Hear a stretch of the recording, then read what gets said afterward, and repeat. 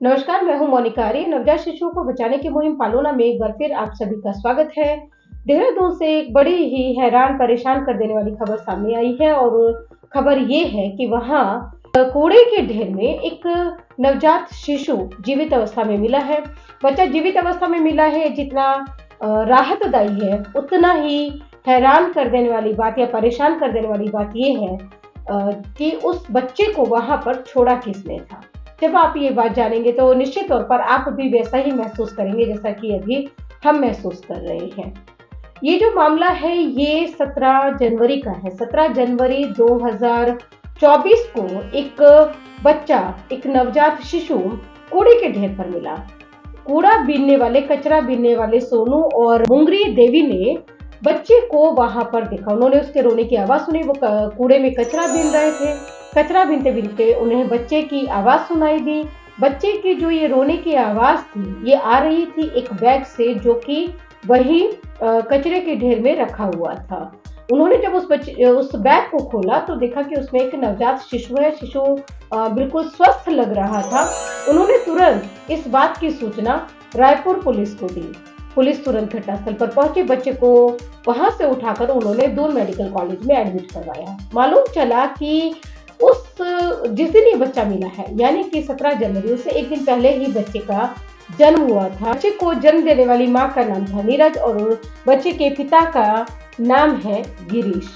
Police को ये तो पता चल गया कि बच्चे को जन्म किसने दिया था। अब पता ये करना था कि ऐसा उन्होंने किया क्यों। तो जो वजह सामने आई वो ये थी कि जो बच्चे के होठ है वो कटे हुए हैं, यानी कि क्लेफ्ट लिप्स है बच्चे के। ये भी सुनने में आया है कि बच्चे के जो सिर का पिछला हिस्सा है वो ठीक से डेवलप नहीं हुआ है। आप कह सकते हैं कि बच्चा स्पेशली एबल्ड है, दिव्यांग है और की इस स्थिति को देखते हुए ही संभव था बच्चे के पिता ने उस बच्चे को वहां कचरे के ढेर में डालने का फैसला किया।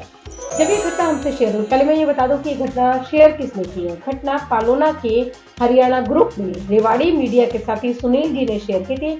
हम उनका धन्यवाद अदा करते हैं, क्योंकि इन घटनाओं की सूचना देकर आप इस अपराध को रोकने की दिशा में एक महत्वपूर्ण कदम उठाते हैं। इसलिए हम हर सूचनादाता के प्रति आभारी हैं, कृतज्ञ हैं, जो हर दिन घट रही इन घटनाओं की सूचना पालोना से समय समय पर शेयर करते हैं।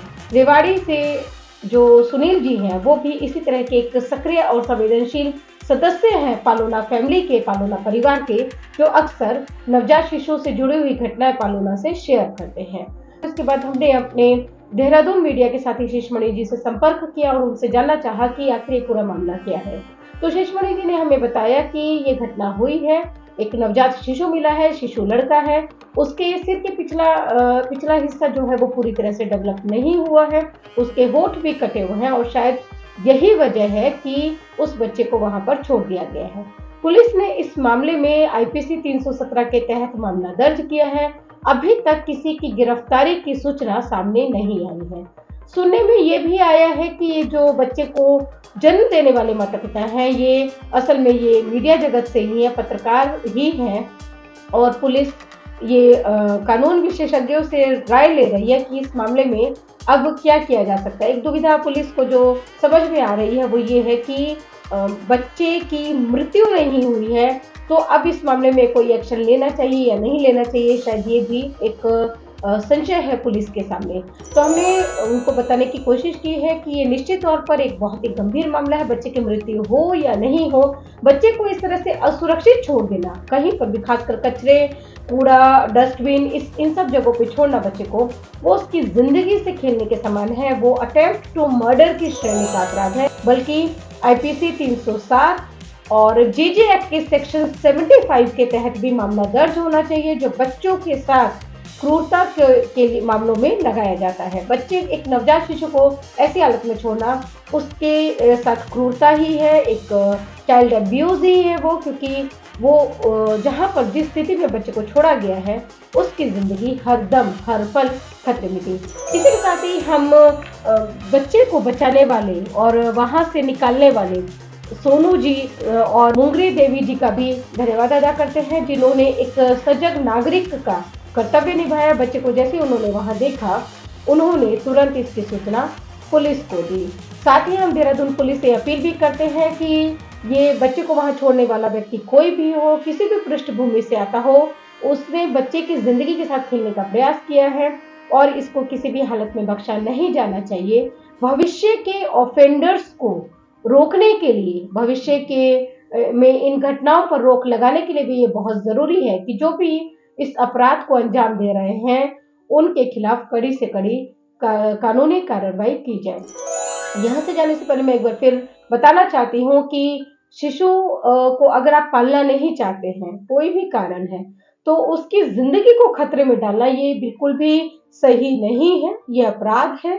इसको करने से बचें। आप अपने जिले की चाइल्ड वेलफेयर कमेटी से संपर्क करके शिशु को उन्हें सौंप सकते हैं। आपको याद होगा कि करीब 4-5 महीने पहले रांची से भी एक ऐसा मामला सामने आया था जिसमें एक नवजात बच्ची जिसके की क्लेफ्ट लिप्स थे उसको परिवार अपनाना नहीं चाहता था और उन्होंने डॉक्टर्स की मार्फत पालोना से संपर्क किया था और उसके बाद रांची सीडब्ल्यूसी का इसमें एक बहुत अहम रोल था।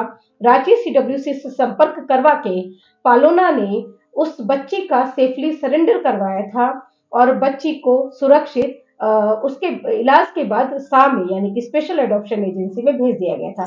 क्लेफ्ट लिप्स इतनी बड़ी समस्या नहीं है, इसका इलाज संभव है। एक बहुत ही जाना माना एनजीओ है तरह के बच्चों पर काम कर रहा है और जो भी बच्चों की क्लेफ्ट लिप्स होते हैं, जो क्लेफ्ट लिप्स के साथ बच्चे जन्मे होते हैं, उनका ट्रीटमेंट वो फ्री में करता है, ऐसा भी सुनने में आया। यहाँ पर मैं एक घटना का और जिक्र करना चाहूंगी।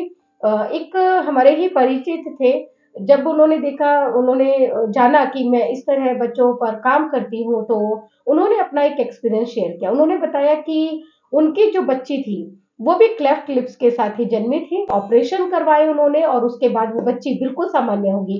जब तक उन्होंने इसके बारे में नहीं बताया था, मुझे बिल्कुल भी पता नहीं चला था कि वो बच्ची भी क्लेफ्ट लिप्स वाली है। बच्ची अब काफी बड़ी हो गई है। जब मैंने उसको देखा था तो वो करीब 7-8 साल की बच्ची थी और उसका बिल्कुल भी पता नहीं चल रहा था कि उस बच्ची के साथ किसी भी तरह की कोई ऐसी समस्या रही होगी कभी या कोई प्रॉब्लम भी हुई होगी। तो खाली क्लेफ्ट लिप्स की वजह से आप बच्चे को ना छोड़ें, यही मेरी आपसे अपील है। और कोई भी कंडीशन हो, बच्चे को असुरक्षित छोड़ना उसका बिल्कुल भी उपाय नहीं है, समाधान नहीं है। उसकी बजाय आप सेफ सरेंडर का रास्ता चुनें या फिर सेफ अबंडनमेंट का रास्ता चुनें, यानी कि बच्चे को कहीं भी किसी अस्पताल के बेड पर छोड़ दें या सरकार ने जो पालने लगवाए हुए हैं जगह जगह पर, सार्वजनिक स्थलों पर, उसमें आप शिशु को छोड़कर जा सकते हैं। इसी के साथ अब मैं इजाजत लूंगी। नमस्कार।